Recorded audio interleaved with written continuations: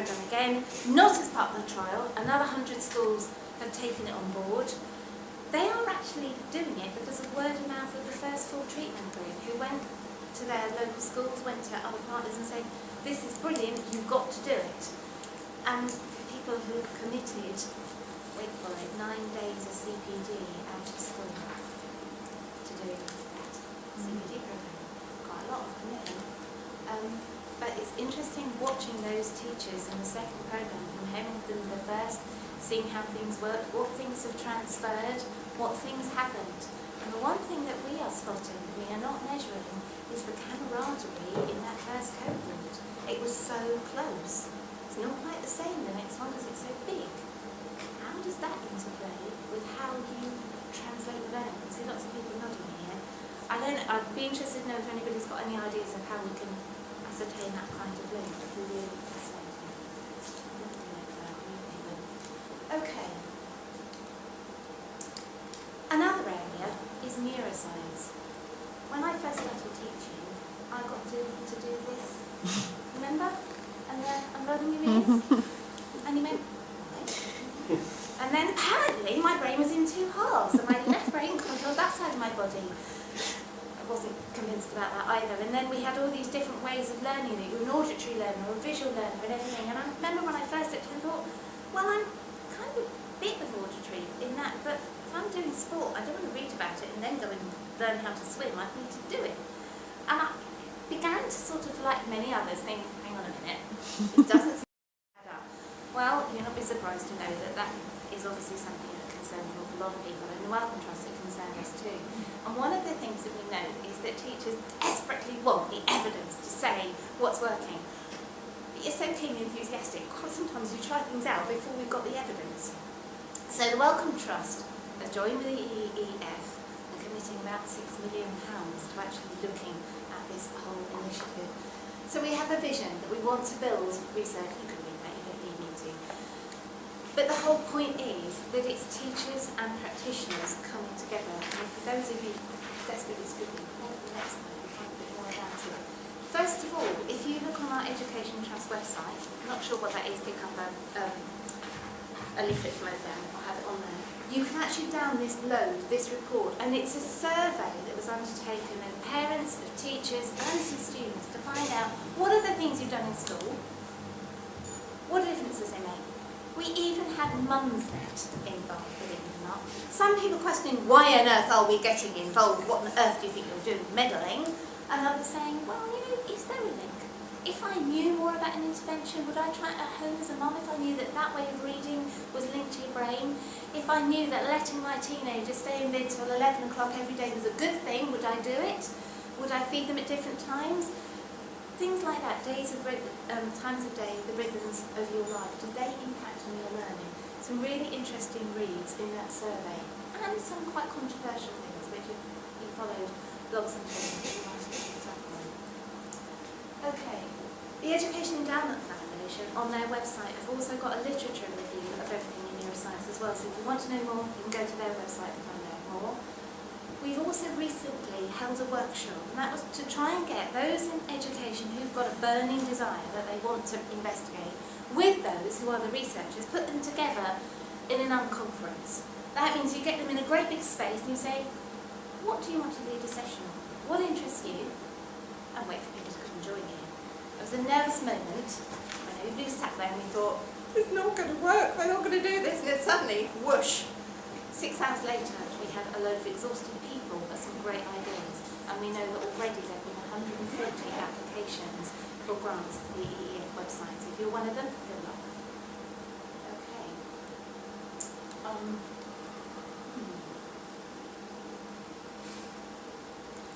School is only a tiny bit, isn't it?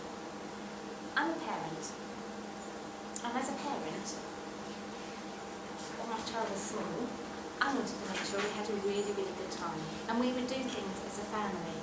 Not once did I ever think, I've got a little tick list here of science, music, drama, art, history, football. We did things together as a family that we liked, that were interesting to us, and we know that that has impacted on our son, because he's now a trumpet-playing scientist. My husband is a musician, I'm a scientist, we have a trumpet-playing scientist doing a PhD. But I question. He came out when we were stuck in the traffic jam on the M25. And he said, Mummy, if there aren't enough pieces of paper in the world to write the biggest number, how do you write it down? And we scrabbled around trying to find something, from the front of the car that we could scribble something, and wrote the sign for infinity and handed it back to him. And then there was this pause. How do you write one less? And I said, what do you think? And he wrote -1 by design, using reception. He wasn't a gifted child, he just made deals. And for some of us, our children do that, and that is informal learning. That is what the learning that happens that's not in the classroom, the learning that's unscripted. But there is learning in schools that happens that is informal. It's when you go on a trip or you go on a visit, and head teachers, you have to make decisions about how much money you invest on going on those trips. Are they going to be worthwhile? But is it the worth in educational terms, or is it the worth in social terms? How do you weigh this up? Wellcome Trust commissioned various research to find out what actually is known. And the answer is not a lot, actually. There are an awful lot of organisations that spend an awful lot of money with an awful lot of grants trying to get people into museums, into exhibitions. They say this is science, this is art, this is music, this is sport. This will have this impact. And there's no evidence. There's very, very little. What we do find out is their surveys are usually about how many people come and what age groups those people might be, so they're serving the reach. We also discover that there's some pretty disadvantaged groups that just don't get much input. And there's a disconnection between any research and the actual practice. Well, Wellcome Trust don't like opening gaps. We fund research. We fund over £700 million a year by medical research and a lot less on education. But one thing we are doing is working with the National Science Foundation in the US and with another partner. And this week there should be a little bit of a notification coming out about a guide to try and investigate that research. So that's kind of what we do, and kind of whistle-stop tour between the different approaches that we use. We use it because we want science to be as good as it can be, but we also want to make sure that the policymakers, those in government, those who want to be in government, those who make decisions have the best evidence they can, and we will evaluate everything we can. We also like to be told we're wrong. We like evidence to say we've gone down the wrong path, because scientists don't know everything. We only know everything up to that point. And that's why I like scientists, because I like science, because I can always be wrong, and always learning. So that's where we are. If you've got any questions about it, I'd love to hear from you. If you want to keep in touch, we're on Twitter. You can email us and look at our website.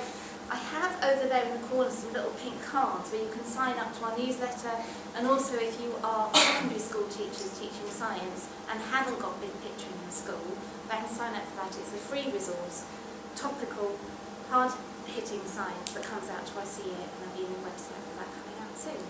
Any questions, comments? I'd love to hear them from you. Thank you.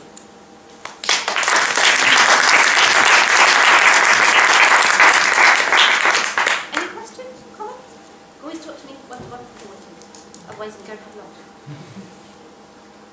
I just want to ask you a little bit about how the status of science is being raised in primary schools.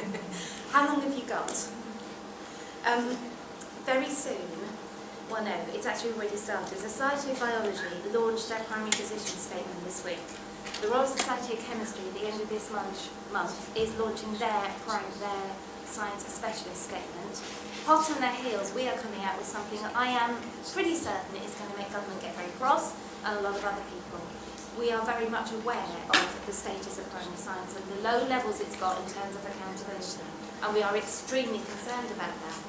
The reason we're doing that RCT is to have the evidence that if you invest this money in teachers' CPD, it has this impact on the whole school, it has this impact on children's outcomes where they aspire to continue to do science.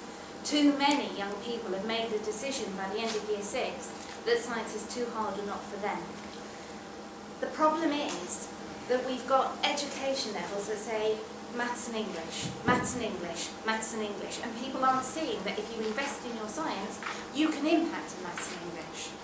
very soon there's going to be the report Deployment of the Maths and Science Leaders in Primary Education going up on our website, and then a fairly hard-hitting commentary coming out. I know that because it's in publication at the moment and I've written it.